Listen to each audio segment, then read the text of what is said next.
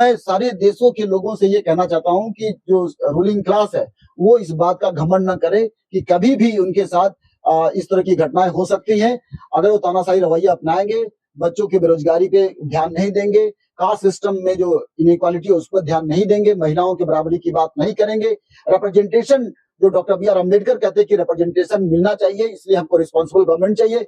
यदि responsible government नहीं बनेंगे, तो वो दिन दूर नहीं कि किसी भी देश के साथ ऐसे हालात पैदा हो सकते हैं और भारत भी इसका अपवाद नहीं है। जी जी। साथियों नमस्कार। इस वक्त हमारे साथ प्रोफेसर विक्रम इलाहाबाद यूनिवर्सिटी से हमारे साथ मौजूद हैं। बातचीत करेंगे नेपाल में जिस तरह आंदोलन हुआ, वहाँ के लोग उग्र हो गए, वहाँ पर सत्ता परिवर्तन कर दिया, इसी विषय पर चर्चा करेंगे। किस तरह देखते हैं सर नेपाल में जिस तरह ये आंदोलन हुआ, उसको किस नजरिए से आप देखते हैं सर? देखिए, यदि सबसे पहले आपको धन्यवाद। यदि हम नेपाल की जनसंख्या की स्थिति के आधार पर देखें, नेपाल के कास्ट स्ट्रक्चर के आधार पर देखें और कल परसों से जब से नेपाल में ये घटनाएं शुरू हुई हैं, अगर भारतीय मीडिया को देखें और वर्ल्ड के मीडिया को देखें, तो भारत के मीडिया का कुछ और कहना है, वर्ल्ड के मीडिया का कुछ और कहना है। और जो मैंने आंकड़े प्राप्त किए, उस आंकड़े के हिसाब से मैंने कल परसों से देख रहा हूँ, लगातार ये बातें कही जा रही हैं कि जो वहाँ पे पूंजीवाद के खिलाफ ये क्रांति हुई है या पूंजीवाद के खिलाफ अराजकता की बात आई है। तमाम तरह से लोग एलिगेशन लगा रहे हैं कि ये अराजकता है और तमाम भारत की तमाम मीडिया भी इसे कह रही कि अराजकता है और कुछ है नहीं और बच्चों का ये गुस्सा है। लेकिन माफ़ कीजिएगा, मैं ये कहना चाहता हूँ कि ये बच्चों का गुस्सा नहीं है। मैं इतिहासकार होने के नाते खासकर सबाल्टर्न इतिहासकार होने के नाते और जो व्यू फ्रॉम बिलो में पढ़ाता हूँ उस इतिहासकार होने के नाते मैं इसे बहुजन क्रांति के रूप में देखता हूँ। जिसको लोग छुपा रहे हैं, जिसको लोग बताने की कोशिश नहीं कर रहे हैं। देखिए, वहाँ पे 2 प्रकार से बड़ी क्रांति हुई। एक क्रांति तब हुई जब राजतंत्र को समाप्त करने के लिए इन्हीं लोगों ने, जो आज के जो कम्युनिस्ट नेता हैं जिनके खिलाफ ये आंदोलन हुआ, इस राजतंत्र को समाप्त करने के लिए कम्युनिस्टों ने वहाँ पे एक आंदोलन किया कि जनतंत्र लाया जाए। तब भारत के तमाम शरद यादव जैसे नेता लोग, रामस्वरूप वर्मा नेता लोग, केसी त्यागी जो भारत के जेडीयू के मिनिस्टर हैं, जेडीयू में रहे, तमाम ऐसे लोगों जो समाजवाद के पुरोधा माने जाते थे, भारत के जो कम्युनिस्ट माने जाते थे। और एक जमाने में तो ये कहा जाता था कि प्रचंड के बारे में कि मैं तो हो ची मिन्ह को देखा नहीं, मैं तो माओ को देखा नहीं, लेकिन प्रचंड को देखने पे ऐसा लगता है कि नहीं भाई, यही कार्ल मार्क्स के रूप में, यही माओ की तरह हैं। लेकिन आपने अभी देखा कि वहाँ पे जो नेपाल की कहानी है, वहाँ पे कुल मिलाकर जातियों की कहानी है। वहाँ की जनता, जो आम जनता है, जिनकी मैं एक आंकड़े के हिसाब से बात करूं, और इसके पहले भी एक बात मैं कहना चाहता था कि एक गोरख पांडे नामक कवि हुआ करते थे। वो कहते थे कि जनता के चले पलटनिया ही ले ले झकझोर दुनिया। और जहां जहां पे जनता की पलटन चली, वहां की सल्तनत बिगड़ गई और यह बात पूरे दुनिया में जग जाहिर है। मतलब मैं इतिहास के बारे में बात करूं तो फ्रांस की क्रांति को सब जानते हैं कि फ्रांस की क्रांति ने 2 सालों के दौरान तमाम राजा महाराजाओं को मौत के घाट उतारा। और रॉब्सपियर तो ये कहता था कि रेन ऑफ टेरर, हमें डर पैदा करना चाहिए, डर हमारा मेथड होना चाहिए। उसके कहने का आशय ये था कि आज तक राजाओं ने, सामंतों ने हमको डरा कर रखा, आज हम राजा सामंतों को डराएंगे। और डरवाने के लिए उन्होंने गिलेटिन का सहारा लिया और बहुत से सांसद, बहुत से जो राजा महाराजा थे उनको मौत के घाट उतार दिया। हमारे पास इंग्लैंड की क्रांति है जो 1688 में ग्लोरियस रेवोल्यूशन आया। उससे पहले मैग्ना कार्टा की बात थी, जब राजा को मजबूर कर दिया गया था मैग्ना कार्टा पे साइन करने के लिए। तो ये जनता की आवाज थी, हालांकि सामंतों की आवाज थी। हम अमेरिका की क्रांति को भी नहीं भूल सकते कि अमेरिका की क्रांति में भी वहाँ के जनमानस ने विद्रोह किया। थॉमस पेन की बात आई, थॉमस जेफरसन की बात आई और जॉर्ज डॉन्टन की बात आई। इन लोगों ने जाकर के, फ्रांस के लोगों ने जाकर के अमेरिका की क्रांति में एक अहम भूमिका निभाया और उस आज के डेट में हम क्रांति के रूप में जानते हैं। आप इतना ही नहीं, हम 19वीं शताब्दी में लेनिन के क्रांति को जानते हैं कि 1917 में रूस में क्रांति हुई और आपके सामने ये चीन में क्रांति हुई। तो ये सारी क्रांति करने वाले कौन थे? और वो सारी क्रांति करने वाले आम जनता थी। आम जनता के जो लोअर मिडिल क्लास के लोग थे वो किए। इधर देखने में आ रहा है पिछले 5 वर्षों में आपके सामने लगभग 3 देशों में जो साउथ एशियन कंट्रीज हैं, जिसमें बांग्लादेश शामिल है, नेपाल शामिल है और आपके श्रीलंका शामिल है। आपने देखा श्रीलंका में एक जमाने में जो वर्तमान राष्ट्रपति हैं उनके साथ कोई खड़ा नहीं था, कोई सीट भी नहीं जीती थी, लेकिन श्रीलंका के लोगों ने प्रधानमंत्री के आवास में घुसकर मजबूर कर दिया प्रधानमंत्री को भागने के लिए, और वहां से प्रधानमंत्री भागे। बाद में सत्ता जो रिवेलियन लोग थे उनके हाथ में सत्ता आई, आज वो सत्ता चल रही है। आज का ही अखबार है कि इन्होंने कहा कि जितने भी पूर्व प्रधानमंत्री हैं, राष्ट्रपति हैं, उनको जो विशेषाधिकार दिया गया है उस विशेषाधिकार को हमको छीन लेना है। तो वहां पे ये बिल लाया गया है। बांग्लादेश में देखिए शेख हसीना को वहां से बाहर कर दिया गया, क्योंकि शेख हसीना शायद उनके हिसाब से बांग्लादेश में रूल अदा तो नहीं कर पा रही थी। तो बांग्लादेश में हालांकि कट्टर मुसलमानों का इस समय शासन है, लेकिन वहां भी शेख हसीना को भापना चाहिए था कि क्या दिक्कतें हैं। तो श्रीलंका का आपने देखा, आपने बांग्लादेश को देखा, इंडोनेशिया में देखिए कि इंडोनेशिया में बच्चों ने बहुत ज्यादा क्रांति की पहल किया, वहां पे सेना ने दबा दिया। म्यांमार में देखिए, म्यांमार में बच्चों ने क्रांति करने की कोशिश की और बहुत हद तक सफल रहे। इसके अतिरिक्त मिस्र में देखिए, अरब कंट्रीज में देखिए, तमाम जगहों पे जो तानाशाह थे उनको इसी युवा पीढ़ी ने सत्ता से हटा दिया। तो मैं ये कहना चाहता हूं कि जो नेपाल की क्रांति है, जिसको मैं क्रांति कह रहा हूं क्योंकि बहुत से लोग इसको अराजकता कह रहे हैं, मैं इसे क्रांति कहना चाह रहा हूं, क्योंकि बच्चों के पर्सपेक्टिव से देखिए, ये जो जेन की बात की जा रही है, जेन जी की बात कर जा रही है, ज्यादातर बच्चे 1995-97 के बाद पैदा हुए हैं और कोई 15 साल का है, कोई 30 साल का है, कोई 25 साल का, ये बच्चे हैं। इनकी समस्या क्या थी? मैंने आपको बताया कि 2 तरह की बातें हैं। एक, जनता तो राजतंत्र नहीं चाहती थी, इसलिए एक बार क्रांति हुई, हमारे पास लोकतंत्र आया। लोकतंत्र में जब ये तानाशाह बन बैठे, इन्होंने शब्दबाग दिखाया आम जनता को कि नहीं, हम लोकतंत्र के रूप में शासन करेंगे और अपने लोगों को अधिकार दिलाएंगे। वहां संविधान बना। संविधान बनने के बाद एक उम्मीद जगी थी कि ये जो कम्युनिस्ट नेता हैं, ये जो ओली हैं, केपी ओली हैं, तमाम प्रधानमंत्री जो रिबेलियन होकर आए, जेल में भी रहे, तो जनता ने एक सपना देखा था कि एक सूरज उगेगा जहां पे सबकी बराबरी की बात होगी, लेकिन हुआ नहीं। 3 राष्ट्रपति बने, उसमें से 2 राष्ट्रपति आपके ब्राह्मण समाज से हैं, एक मधेसी समाज से, कोई मुस्लिम नहीं, कोई दलित नहीं, जबकि पॉपुलेशन की संख्या 13 से 19% पॉपुलेशन है जो दलितों की पॉपुलेशन है। और यहाँ पे जो ब्राह्मणों की पॉपुलेशन करीब 49% के पॉपुलेशन है, लेकिन अब तक जो भी प्रधानमंत्री बने वो ज्यादातर ब्राह्मण समाज से बने हैं या क्षत्रिय समाज से बने हैं। मैंने आप दलित की, आदिवासी कहिए, मैं आंकड़े के साथ अगर बात करना चाहूँ तो ये मेरे पास आंकड़े हैं, उन आंकड़ों से मैं बात कर रहा हूँ। देखिए, केपी शर्मा ओली के नेतृत्व में जो मंत्री परिषद है उसमें 22 सदस्य शामिल थे, जिसमें 2 महिलाएं शामिल थी। और जातीय वितरण आप देखिएगा तो खास आर्य ब्राह्मण होते हैं, 13 मंत्री हैं, करीब 59% ये अपर कास्ट, जिसमें आपके ब्राह्मण हैं, केवल ब्राह्मण है। जनजातीय समुदाय से 3 मंत्री हैं, मधेसी जो ओबीसी समाज से आते हैं 5 मंत्री हैं, मुस्लिम समुदाय का कोई मंत्री नहीं, दलित समुदाय का कोई भी विभाजन नहीं है। खास ये जो मंत्रियों का मैंने प्रतिशत बता दिया कि 59%, जनजाति का 14%, मधेसी का 23%, मुस्लिम 0, दलित 0। ये स्थिति आपके प्रधानमंत्री को लेकर के है।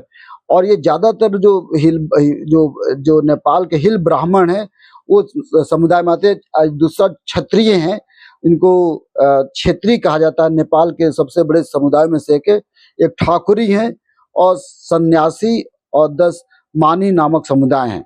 अब ये जनता जो है कुल मिलाकर 31% इनकी जनसंख्या है, और ये भूमिका हमेशा चाहिए, चाहे जब वो राजतंत्र था तब भी इनकी भूमिका थी और राजतंत्र के बाद जब कम्युनिस्टों की सरकार आई तब भी इनकी भूमिका थी। तो ये जो दिखाता है कि किस प्रकार से वहाँ पे जातीय जो वैमनस्यता था, लेकिन ये दिखाई नहीं पड़ रहा था। नेपाल के संविधान अनुच्छेद 18 के अनुसार कहती है कि सबको इक्वालिटी मिलेगा, सबको समानाधिकार मिलेगा। अनुच्छेद 42 राइट टू सोशल जस्टिस के बाद में कहती है कि हर समुदाय को, चाहे खास आर्य हो, ब्राह्मण हो, दलित हो, जनजाति हो, मधेसी हो, थारू हो, मुस्लिम हो, बैकवर्ड रीजन पीपुल हो, सबको नौकरी में बराबर का अधिकार मिलेगा, शिक्षा में बराबर का अधिकार मिलेगा, स्वास्थ्य में बराबर का अधिकार मिलेगा। या ऐसा हमें देखने को नहीं मिला। अनुच्छेद 84 ये कहता है कि संसद में समानुपातिक प्रतिनिधित्व सुनिश्चित करेगा। अब हमने आपको अभी डाटा दिया है कि वहां पे एक भी दलित नहीं, एक भी मुस्लिम नहीं, तो किस प्रकार रिप्रेजेंटेशन की बात हो रही है। तो कुल मिलाकर के ये देखिए, उसके बाद प्रधानमंत्री जो हैं केपी शर्मा, ये ब्राह्मण समुदाय से हैं और खास संबंध रखते हैं। अब नेपाल में जो दूसरे समाचार पत्र हैं, जैसे जो विदेशों के समाचार पत्र हैं, वो कहीं ना कहीं पे जातीयवाद को बहुत ही स्लो में ही रखते हैं, लेकिन रखने की कोशिश कर रहे हैं। मैं और भी आगे बातें करना चाहूंगा कि ये जो जातीय पृष्ठभूमि है, राष्ट्रपति की पृष्ठभूमि देखिए, ये तीन राष्ट्रपति बने। वर्तमान राष्ट्रपति रामचंद्र पौडोल हैं, जिनको हमारे बच्चों ने मारा पीटा है तमाम। देखिए, ये जन्म से ब्राह्मण है, कृषक परिवार में जन्म हुआ, ये पहाड़ी ब्राह्मण कराते हैं। विकिपीडिया अपने पेज में ब्राह्मण फैमिली के बारे में लिखता है। ये इनकी पृष्ठभूमि ये है कि कई जगहों पे ये बहुत ज्यादा प्रॉपर्टी हासिल किए हैं, संपत्ति के बारे में है। राष्ट्रपति की सूची देते, जो वर्तमान राष्ट्रपति, 3 राष्ट्रपति अब तक हुए। रामवरण यादव जो मधेसी हैं, ये ओबीसी समुदाय या मधेसी समुदाय कहते हैं। दूसरा है विद्या देवी भंडारी जो ब्राह्मण है, 2015 से 2023 के बीच में, और रामचंद्र पौडोल जो वर्तमान में ब्राह्मण है। तो ये जो ये कहा जाता है कि भाई हम प्रतिनिधित्व दे रहे हैं, रिप्रेजेंटेशन की बात कर रहे हैं, ये तो दिखाई नहीं पड़ा। तो नेपाल की जनता, सीधे सीधे मैं आपसे कहना चाहता हूं कि नेपाल की जनता का जो सीधे सीधे एक आंकड़े और देना चाहता हूं कि जो सामाजिक पृष्ठभूमि है, इसमें जो दलितों की संख्या है वो 13 से 14% है। लगभग 35 से 40 लाख लोग दलित हैं। इसमें पहाड़ी दलित भी हैं, तराई है, मधेसी दलित हैं। इसमें कामी लोहार 4.8% है। इसमें दामी धोली, जिसमें बांसुरी ढोलक बजाने वाला दर्जी, सरकी मतलब मोची चमड़ा कार्य करने वाला 1.4% है। इसमें जो तराई मधेसी दलित हैं, इसमें चमार है, मुसहर है, दुसाध है, डोम है, धोबी है, टमटा है, खटवा है, हलालखोर है। ये अच्छा, जो पृष्ठभूमि है सामाजिक, ये आज भी इनको भोजन में, विवाह में, मंदिर प्रवेश में, पानी के स्रोतों में भेदभाव करना पड़ता है। नेपाल में बराबरी के लिए आरक्षण की व्यवस्था की गई, लेकिन जैसे कि दूसरे देशों में जैसे आरक्षण की व्यवस्था पूरी नहीं हो पा रही है, उस तरह यहाँ पे आरक्षण का हाल खराब है, क्योंकि जो दलित हैं, जो मार्जिनल सोसाइटी हैं, उनको आरक्षण का लाभ नहीं मिल रहा। तो ये जो कल जो जनता सड़कों पर 3 दिन से जो सड़कों पर जनता आई है, उसमें 90% जनता इनके खिलाफ हुई। हालांकि इसमें जो अपर कास्ट के लोग वो भी शामिल हैं, लेकिन मैं ये कहूंगा इनकी जो विचारधारा थी, वो विचारधारा किस बात की थी? ये प्रतीक था जो हिडन एजेंडा है। इसमें बहुत से जो दलित समाज के बच्चे शामिल हुए, उनके अंदर का वो तो विद्रोह ही था ही।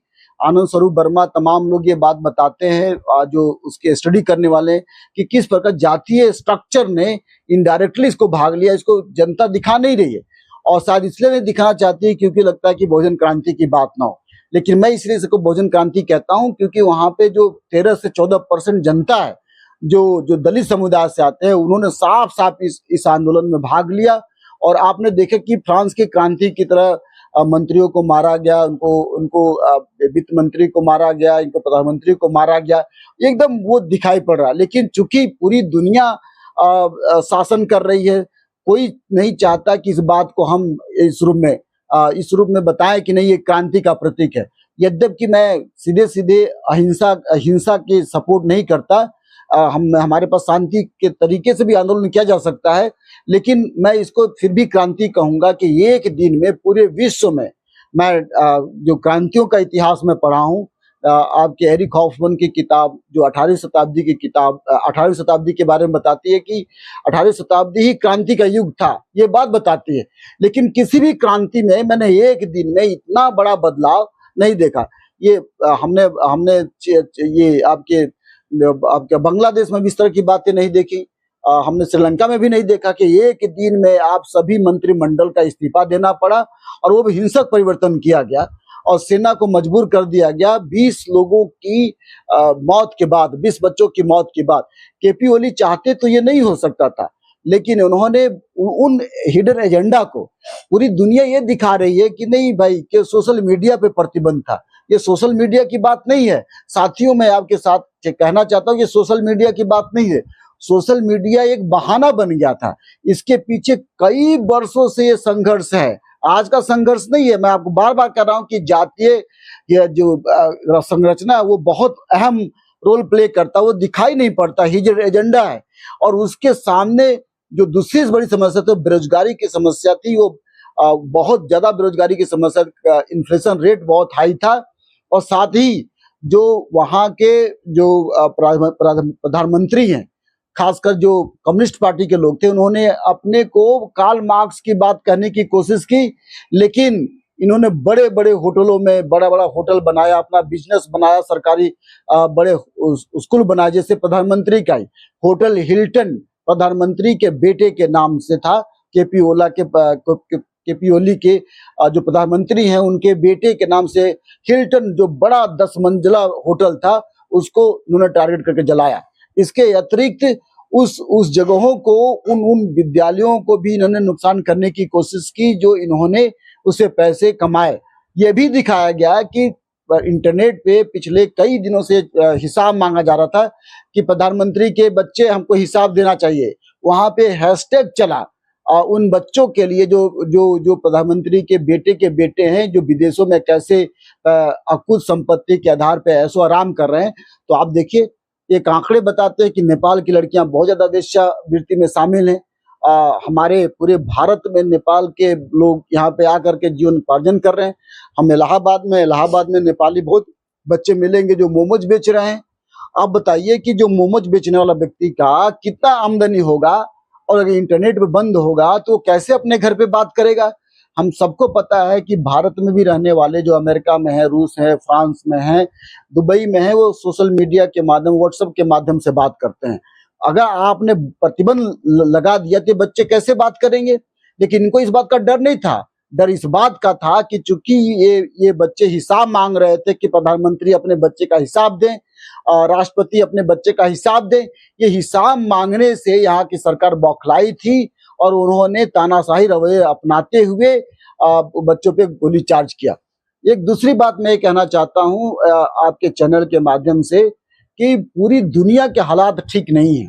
पूरी दुनिया में हालात, चाहे अमेरिका के हालात हों, चाहे भारत के हालात हों, चाहे आपके जो तीसरी देश की कंट्री विकासशील देश है उनके हालात हों, हमारे सामने फिलिस्तीन और आपने इजराइल का मैटर देखिए, हमारे सामने अमेरिका का मैटर देखिए। वहां पे बच्चों के मन में, आपको पता है कि ब्लैक लाइफ मैटर एक आंदोलन चला था। ब्लैक लोगों ने वहां पे अमेरिका के श्वेत क्रांति के खिलाफ, व्हाइट लोगों के खिलाफ आंदोलन किया और उस आंदोलन पे बहुत से जो कॉलोनियल पावर थे उनके मूर्तियों को गिरा दिया गया। तो मैं ये चाहता हूं कि अमेरिका की ही नहीं, फ्रांस में भी इस तरह की बातें अभी हाल में चलने लगी हैं। म्यांमार की घटना आपने देखा। तो मैं सारे देशों के लोगों से ये कहना चाहता हूं कि जो रूलिंग क्लास है वो इस बात का घमंड न करे कि कभी भी उनके साथ इस तरह की घटनाएं हो सकती हैं। अगर वो तानाशाही रवैया अपनाएंगे, बच्चों के बेरोजगारी पे ध्यान नहीं देंगे, कास्ट सिस्टम में जो इनइक्वालिटी है उस पर ध्यान नहीं देंगे, महिलाओं के बराबरी की बात नहीं करेंगे, रिप्रेजेंटेशन जो डॉक्टर बी आर अम्बेडकर कहते हैं कि रिप्रेजेंटेशन मिलना चाहिए, इसलिए हमको रिस्पॉन्सिबल गवर्नमेंट चाहिए। यदि रिस्पॉन्सिबल गवर्नमेंट नहीं बनेंगे तो वो दिन दूर नहीं कि किसी भी देश के साथ ऐसे हालात पैदा हो सकते, और भारत भी इसका अपवाद नहीं है। जी जी, बहुत बहुत धन्यवाद सर। धन्यवाद।